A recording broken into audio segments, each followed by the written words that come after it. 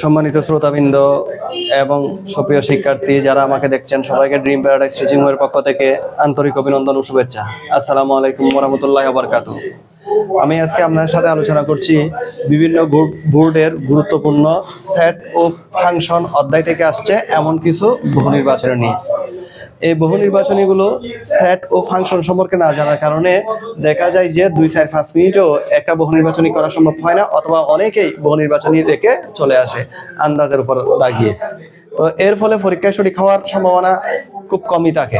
হ্যাঁ, তো আমরা আজকে শিখব কিভাবে অত্যন্ত সুকৌশলে মাত্র 10 সেকেন্ডের মধ্যে আপনি একটা বহু নির্বাচনীর আনসার করতে পারেন সেট ও ফাংশনের অধ্যায় থেকে। হ্যাঁ, তো প্রথমটা উল্লেখ আছে a equal to 1 2 3 4 হলে সেট a এর প্রকৃত উপসেট কয়টি? প্রকৃত উপসেট। আগে আমরা উপসেট কাকে বলে শিখি। উপসেট বলতে বোঝায় একটা সেটকে যতগুলো উপাদান দ্বারা ভাঙা যায় সেই সেটটাকে বলা হয় ওই সেটের উপসেট।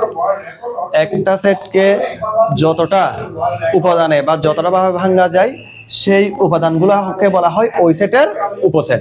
অর্থাৎ মনে করেন a equal to 1 2 3 4 আছে, আমি একবার 1 2 3 4 এ ভাঙবো, আবার আলাদা আলাদা করে শুধু 1 ভাঙা যায়, শুধু 2 ভাঙা যায়, শুধু 3 কে রাখতে পারি, শুধু 4 কে রাখতে পারি, এভাবে 2টা করেও রাখতে পারি 1 2, এভাবে 3টা করেও রাখতে পারি 1 3। তাহলে এভাবে আসলে কয়টি উপাদানে ভাঙা যায়? তাহলে কয়টি উপাদানে ভাঙা যায় সেটা জানার জন্য একটা সূত্র ব্যবহার করা যায়, সেটা হলো 2 টু দি পাওয়ার। এখানে উপাদান কয়টি? 1 2 3 4, চারটি, 2 টু দি পাওয়ার 4। যদি এখানে 5টা থাকে 2 টু দি পাওয়ার 5 হবে, যদি 3টা থাকে 2 টু দি পাওয়ার 3 হবে। তাহলে 2 to the power 4, 2 to the পাওয়ার 4 মানে হলো যে উপসেট, আর প্রকৃত উপসেট বের করার জন্য আপনাকে 1 বিয়োগ করতে হবে। 1 কি করতে হবে? বিয়োগ করতে হবে। তাহলে বিয়োগ করলে থাকে 2 টু দি পাওয়ার 4 এর 16 মাইনাস 1 সমান 15। হ্যাঁ, তাইলে প্রকৃত উপসেট হলো 15টি। আমরা উত্তর পেয়ে গেছি। এরপরে 2 number m equal to 2 3 4 n equal to 2 4 7 হলে m বাদ n equal to কত? তাহলে m এর মান বসাবো। m এর মান হলো 2 3 4 2 3 4 বাদ n এর মান হলো 2 4 7 2 4 7। তাইলে এই বাদের সিস্টেমটা হলো যে এখানে 2 আছে, এখানে 2 বাদ, 4 আছে 4 বাদ, তাহলে বাকি থাকলো কি? প্রথম দিকে আছে 3, শেষের দিকে আছে 7। তাহলে এটার সিস্টেম হলো যে প্রথম সেটে যে উপাদানটা থাকবে আমি সেটাই নিতে পারবো। তাহলে প্রথম সেটের উপাদান আছে কত? 3, এই 3 নিতে পারবেন আমরা। তাইলে এখানে উত্তরটা হলো ক নাম্বার। এটাই হলো 2 নম্বরের ক সমাধান। এখন আপনি 3 নম্বরে x এর মান হলো a b c, y এর মান হলো শুধু b, এবং z এর মান হলো x বাদ y। z এর মান কি আছে? x বাদ y। হ্যাঁ, তাহলে x এর মান কি আছে? a b c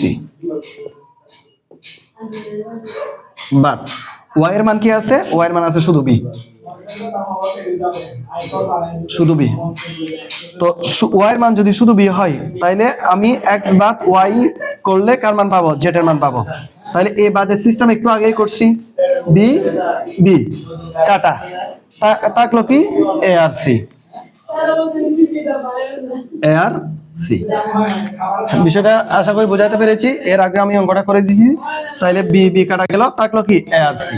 এখন প্রশ্ন a আর c না, প্রশ্ন হলো যে পাওয়ার অফ z এর উপাদান কয়টি? উপাদান মানে কতটি উপাদানে ভাঙা যায়। তাইলে ভাঙা যায় এখানে যেহেতু 2টা উপাদান, তাইলে সূত্রটা আমরা তো একটু আগে শিখছি, 2 স্কয়ার। 2 স্কয়ার মানে কত? 4। তাইলে পাওয়ার অফ z এর উপাদান হলো 4। উত্তর হলো গ নাম্বারটা। তাহলে বিষয়টা দেখেন, যদি প্রকৃত উপসেট হয় 1 বিয়োগ করতে হয়, আর যদি শুধু উপাদান হয় তাহলে আপনাকে কোনো বিয়োগ করতে হবে না, যেটা পাবেন সেটাই আনসার। এই যে এখানে 2 স্কয়ার 4 পেয়েছি, এটাই আনসার। আর প্রকৃত উপসেট বের করার জন্য 1 আমাকে কি করতে হবে? বিয়োগ করতে হবে। বিষয়টা খুব সহজ। হ্যাঁ, এভাবে যদি আপনি আনসার করেন তাহলে ইনশাআল্লাহ আমি মনে করি অঙ্কগুলোতে আপনি কোনো সমস্যায় পড়বেন না। তো আজকের ক্লাস এতটুকুই। ভালো থাকবেন। আল্লাহ হাফেজ।